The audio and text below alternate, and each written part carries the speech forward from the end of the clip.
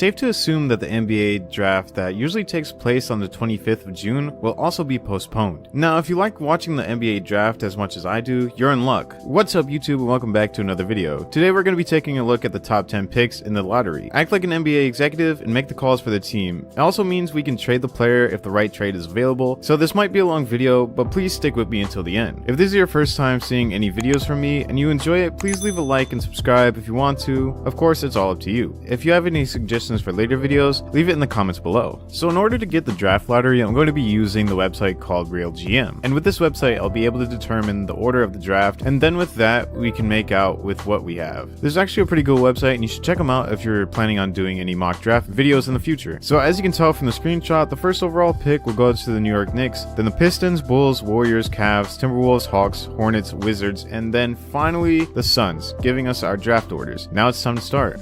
With the first pick, the Knicks select LaMelo Ball from Australia. LaMelo Ball averaged 17 points, 6.8 assists, and 7.6 rebounds per game. Now, I know for sure that some of the Knicks fans out there are scratching their heads right now. Why would I choose LaMelo over prospects like James Wiseman and Anthony Edwards? Well, I got an answer for you. On Monday, I made a video saying how the Knicks won't pass on LaMelo, and if I want to stay true to that video, I gotta pick LaMelo, man, or I'm just second guessing myself. Plus, like I said in the video, he's a 6-foot guard who can pass the rock and orchestrate an offense. He's gonna be a good fit for the team, and if I end up being right, you gotta come back and like the video. I'm just kidding, but again, I just think this is the best fit and pick for the team.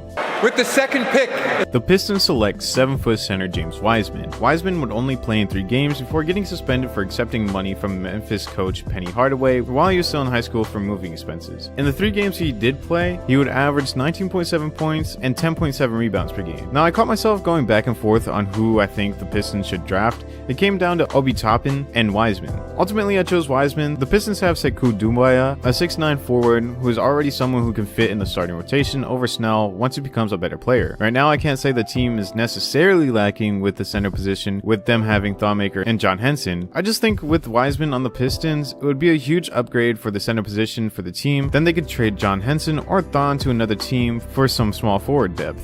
With the third pick, the Bulls select Precious Achiuwa, a 6'9" small forward from the Memphis Tigers. For the Tigers, he would average 15.8 points, 10.8 rebounds, and 1 assist per game in 31 games played. The Bulls are another team I was kind of confused on who to draft. They have a decent backcourt, and I don't think they would draft another guard with the improvements to White's game. Also, I didn't see them drafting a center or power forward with Laurie and Wendell, but Precious is a good small forward who can be a backup for Otto Porter Jr. He could be a good fill-in for the team if they happen to lose Otto Porter Jr., or if they just wanted to trade Porter and get off of his huge salary in the next year. I know I could have picked Anthony Edwards for this pick, but I just can't see the Bulls drafting another shooting guard that would take minutes from Zach LaVine. With the fourth pick, the Warriors select Anthony Edwards, a 6'5" shooting guard from the Georgia Bulldogs who averaged 19.1 points, 5.8 rebounds, and 2.8 assists per game. We have an early trade to announce.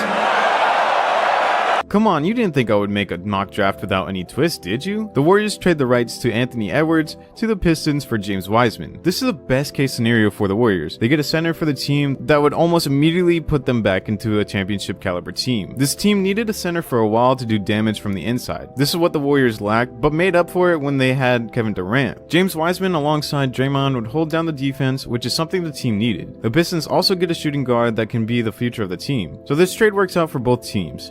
With the fifth pick, the Cleveland Cavaliers select Obi Toppin, a 6'9" forward from the Dayton Flyers. Toppin averaged 20 points, 7.5 rebounds, and 2.2 assists per game in 31 games played. I think this is a good pick for the Cavs, who already have a great backcourt. With Kevin Love getting old and their small forward position lacking, I think Obi Toppin can definitely come in and make a huge difference for this team, playing both forward positions. With the sixth pick, the Minnesota Timberwolves select Jaden McDaniels, a 6'9" power forward from the Washington Huskies. McDaniels averaged 13 points, 5.8 rebounds, and 2.1 assists per game in 31 games played. The Timberwolves really need a solid power forward. With Jaden, they get a great young player who can complete their team. Now, y'all can argue with me in the comments about me not drafting a shooting guard or a backup point guard, but the Timberwolves have such a deep shooting guard rotation that it would make no sense to draft a guard. I think Jaden McDaniels can make a big difference for this team moving forward.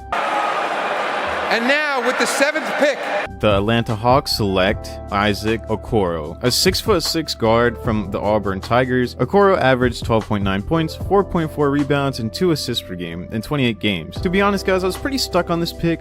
The Hawks have a decent starting five, so I was just looking at guards so I could fill a bench role for now. Okoro would be playing behind Kevin Huerter, but honestly, I was stumped. So if you have anyone better that would fit, let me know in the comments below.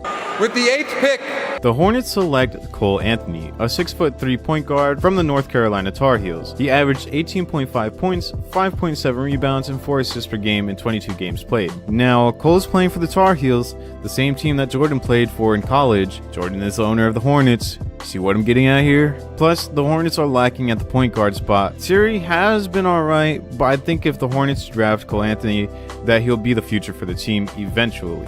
Maybe 1 or 2 years, it all depends on how his rookie season goes.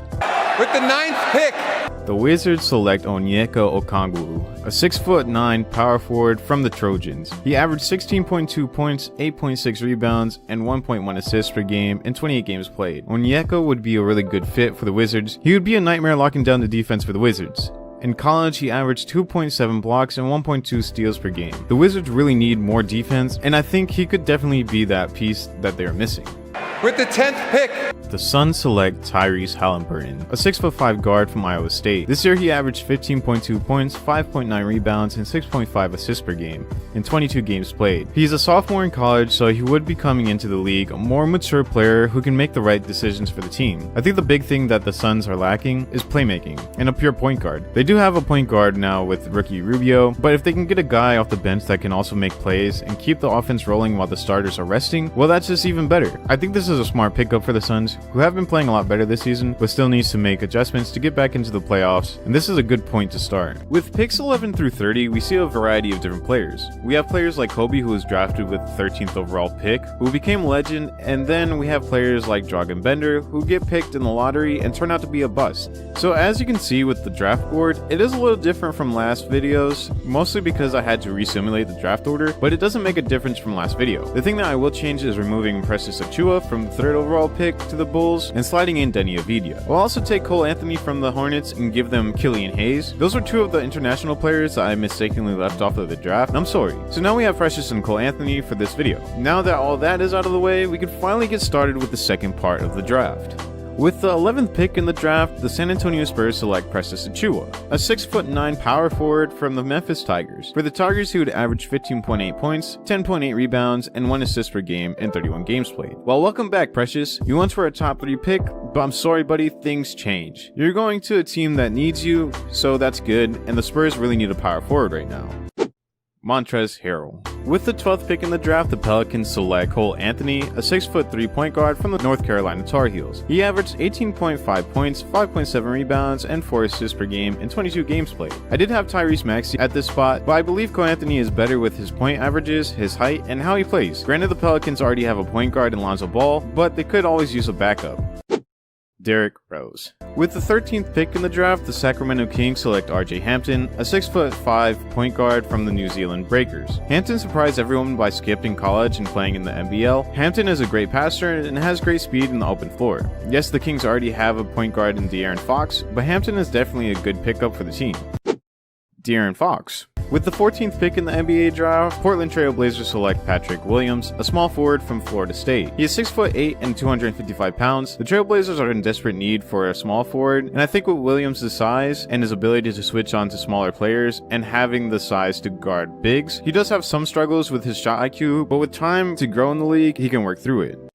Jeff Green and Noah Vonleh. With the 15th pick in the NBA draft, the Orlando Magic select Tyrese Maxey, a 6'3" combo guard. Honestly, I'd be lying if I said that I didn't get this pick from one of you guys. So thank you, Dylan, for picking Tyrese. Just like what you said, he is a guard that can play both positions and is very versatile on defense. I think it would be a good pickup for the Magic with Markelle Fultz, and if Evan Fournier opts out of his player option, they would still have Maxey who can fill that role.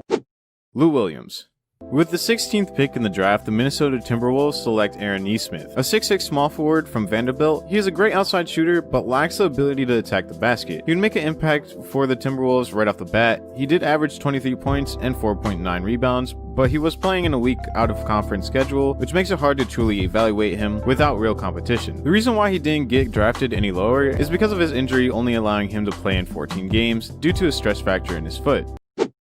Wesley Matthews, Danny Green, and Klay Thompson. With the 17th pick in the draft, the Boston Celtics select Vernon Carey Jr. The 6'10" center from Duke, the Celtics are another team that needs a center, and Carey is their guy. He'd come in and make an immediate impact on the boards. He is undersized, but he makes up for it with his hustle on the backboards. He can also shoot some threes, averaging a three-point percentage of 38.1%.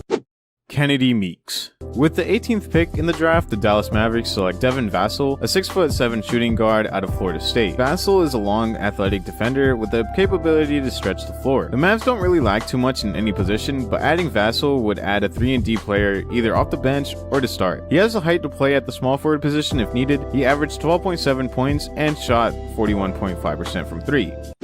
Mikal Bridges, and Courtney Lee. With the 19th pick in the draft, the Brooklyn Nets select Saddiq Bey, a 6'8" small forward from Villanova. Saddiq's strengths lie in his defense and perimeter shooting. He would be a solid piece for the Nets who could use a 3-and-D player off the bench. Saddiq averaged 16.1 points and shot 45.1% from 3. Danny Green. With the 20th pick, the Milwaukee Bucks select Theo Meldon, a 6'5" point guard out of France. A quick look at his stats may make you question my pick, but the 7.1 points and 3.1 assists were done in only 20 minutes or less. He won gold with France in 2016 and can push the floor in transition. The Bucks need that second point guard that can come off the bench and push the offense when the starters are resting. I think with more minutes, he can be a great piece for the team. Shai Gilgeous-Alexander. With 20 picks in the books, it's time to do a flash round to pick number 30. We don't want this video to be super long, do we? So we'll just say the team in the pick. Pick 21 goes to the 76ers. They draft Jameis Ramsey, a shooting guard from Texas Tech. Pick 22 goes to the Denver Nuggets, and they draft Jalen Smith, a power forward from Maryland. Pick 23 goes to the Miami Heat, and they draft Aleksej Pukasevsky, a power forward from Serbia. Pick 24 goes to the Utah Jazz, and they select Zeke Naji, a center from Arizona. Pick 25 goes to the Oklahoma City Thunder, who draft Josh Green, a shooting guard from also Arizona. Pick 26 goes to the Boston Celtics, who draft Mamadi Dikitsi, a power forward from Virginia. Pick 27 goes to the New York Knicks, who draft Amari Saila, power forward from Senegal. Pick 28 goes to the Raptors, who draft Nico Mannion, a point guard from Arizona. Pick 29 goes to the Los Angeles Lakers, who draft Cassius Stanley, a shooting guard from Duke. Pick 30 goes to the Boston Celtics, who draft Daniel Otoru, a center from Minnesota. With 30 picks in the books, that concludes this year's annual mock draft. I hope I was able to entertain you in this video. With that, we are at the end of the video. Thank you so much for watching, and if you enjoyed the video, you should leave a like and subscribe. I have a bunch of other videos on my channel, and I post twice a week. We are currently at 251 subscribers as I'm writing this, and I just can't thank you guys enough.